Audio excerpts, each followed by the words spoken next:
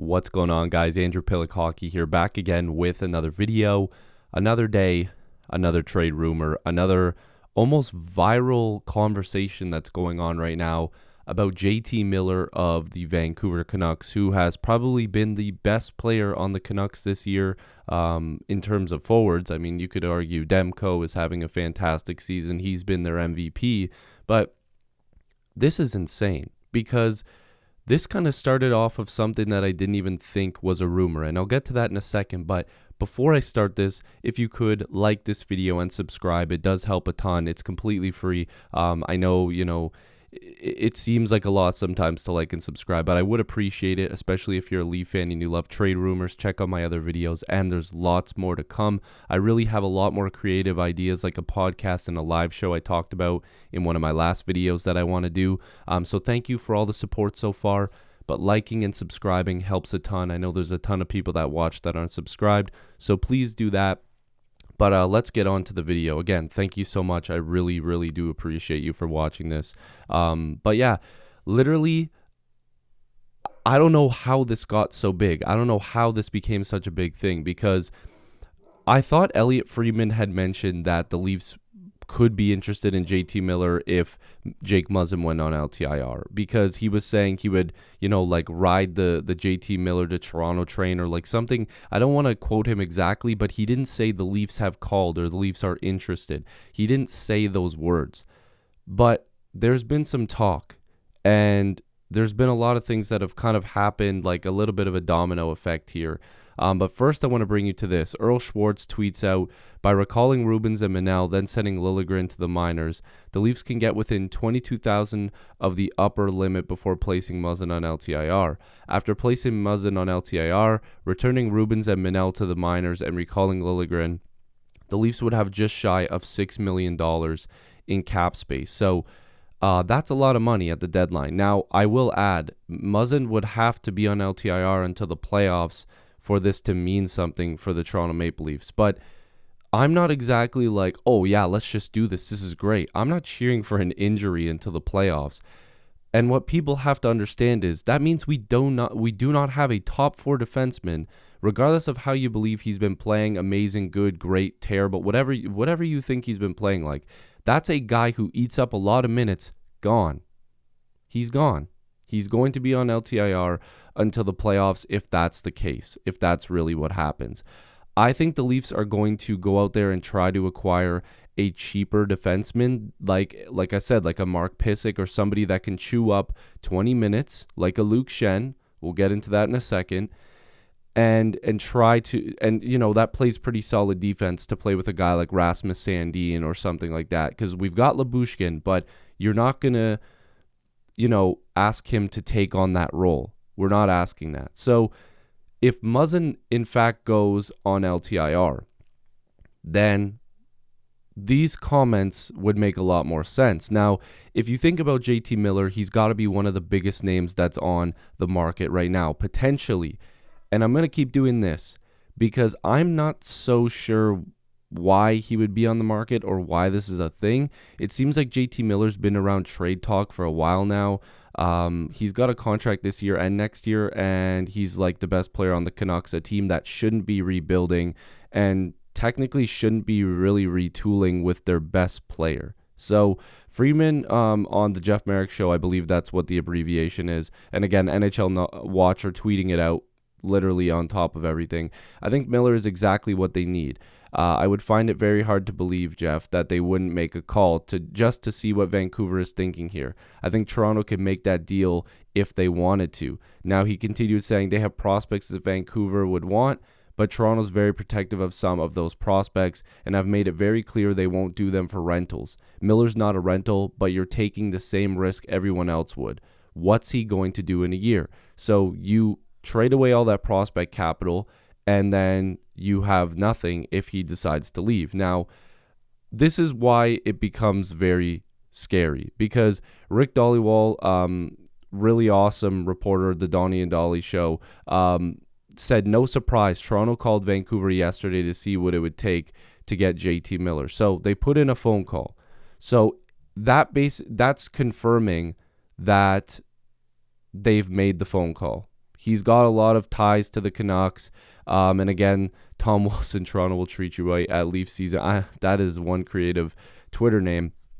Elliot Friedman also added that the Leafs are interested in Luke Schenn, but he's the type of defenseman the Leafs are going after. And then, of course, to reiterate the Friedman quote saying that he doesn't think they want to trade Nyes or Niemela.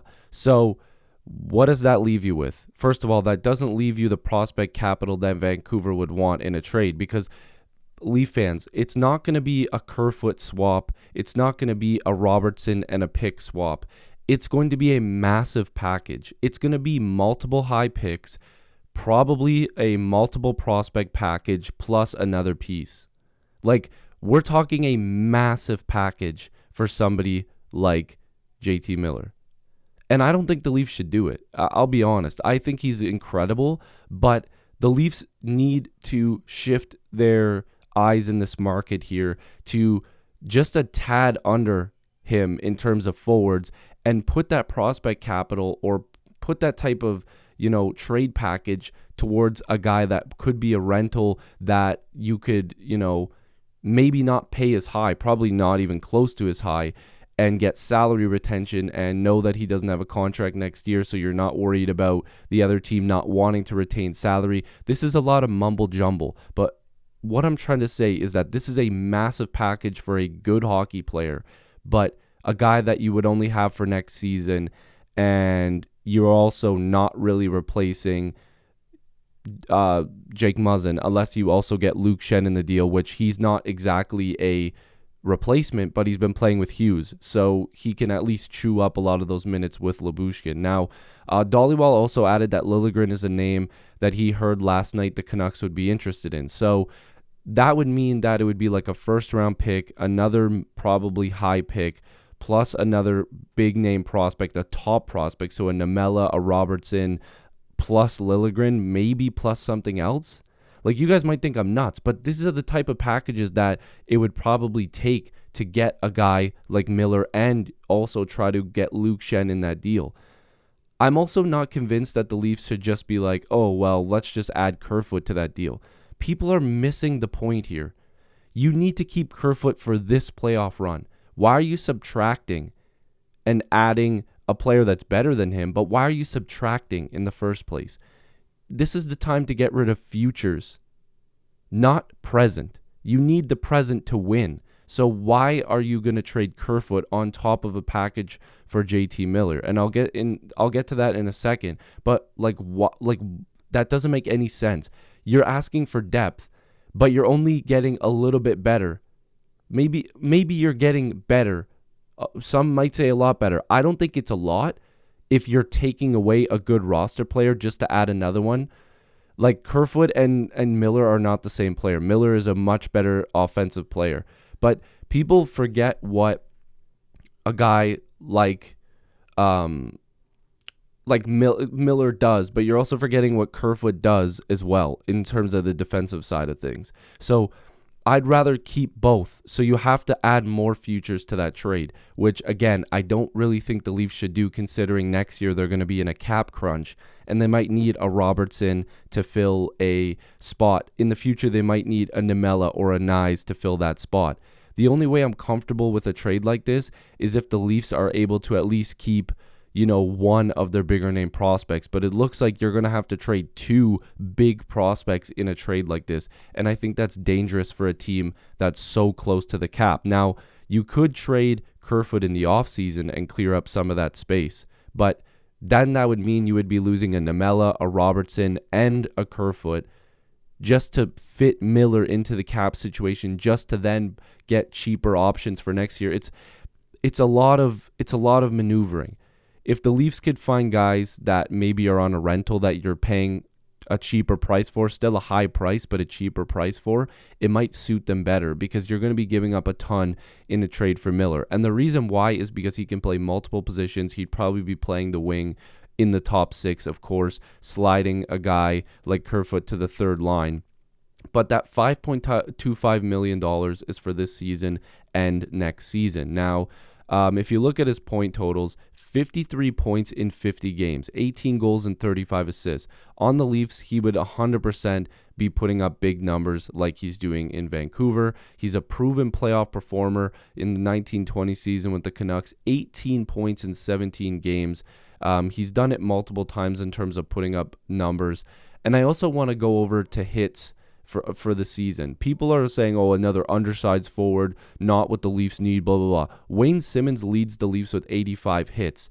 JT Miller has 114. So I'm not really sure why people are calling this guy a soft, undersized forward. This just screams people who don't watch the Canucks or don't watch JT Miller. This guy is an all-around good hockey player. He's not soft. He's not an undersized, cheap winger. This guy can hit, he can play hockey, he scores, he does a lot of everything. Now, in a perfect world, for me, this is kind of what the Leafs would look like with $1.8 million of cap space, adding a guy like JT Miller and Luke Schenn on the blue line with Jake Muzzin on LTIR. Now, you're going to realize that there's a name that's not here, and that's Justin Holl. In a trade with the Vancouver Canucks, I would ask that they would also take Justin Holl, which he's only a $2 million defender. They probably would want somebody back anyways in terms of filling a depth spot on their blue line. If anything, they could just trade him in the offseason as well or something like that. It could be Dermott as well if you want. If Dermott's going to be in that deal, just pick one. But I think replacing a right-handed shot on their blue line to play for depth is probably something that they wouldn't be against. And maybe he just plays better over there. I'm not sure. But I'm not saying he's the centerpiece, so don't attack me here. He's far from the centerpiece. He would just be a salary guy to make things work.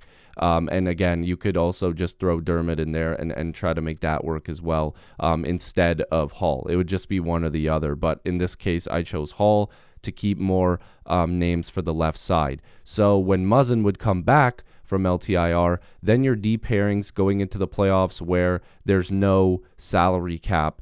You would go with Riley, Brody, Muzzin, Schenn, Sandin, Lyubushkin, with Dermott and Liljegren as your extras, and you would have Bunting, Matthews, Marner, Nylander, Tavares, Miller, Kerfoot, Kampf, Kasha, Engvall, Spezza, Simmons, and Mikheyev. So whoever can play this role will come into the lineup. Maybe it knocks out a Kasha one night. I doubt it, but it would probably be between Engvall and Mikheyev to fight for that spot. And then you still have a little bit of cap space. Maybe you address a backup goaltender situation if you could trade Peter Mrazek, bring in a more experienced guy for the backup. I don't know. I'm just spitballing. I'm not saying any of that would happen, but that's how I would envision the Leafs lineup. But I'm going to remind you guys again. It's a first-round pick plus another high pick plus a top prospect plus probably another prospect and then maybe another piece. That's what the Vancouver Canucks are going to be looking for because there's a lot of different hurdles here. First of all, if you're including Luke Schenn in the deal, now you're taking away Quinn Hughes' D partner who he's played with for quite some time. So that's two pieces coming our way, two big pieces coming our way. So you've also got Miller and Schenn who have deals next year. So they both have term. So you can pencil both those guys into your lineup next year. Plus, Miller brings a lot of everything. Schenn brings a lot of defense, a lot of hits, a lot of physicality from both of them.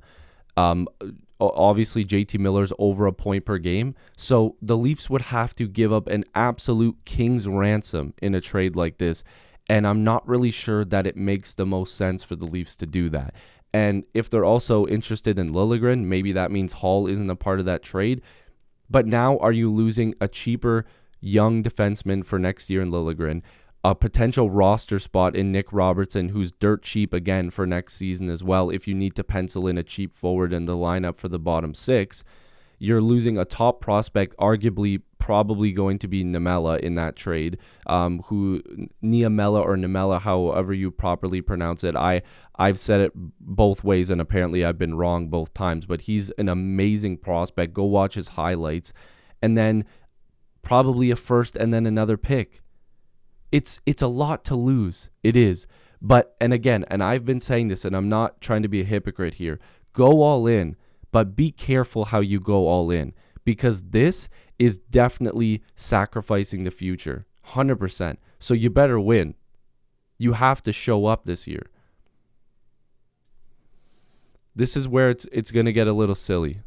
It's going to get crazy because if Muzzin's on LTIR and the Leafs are in fact going to have, close to $6 million in cap space at the deadline or going towards the deadline, that's a lot of money to work with.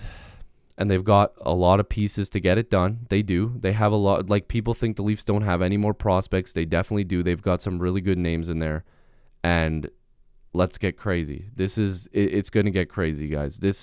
We're far from done when it comes to the Leafs and trade rumors and trade talk, because now a lot more names are into the fold here. There's a lot more names that the Leafs could go after if Muzzin's indeed out. But I'm just hoping Muzzin's okay. That's the case. I want Muzzin back. I just hope he's healthy. As a human, like, I don't want to see that. Who wants to see a dude bounce his head off the ice like that? So, if you guys are new here, please like this video and subscribe, guys.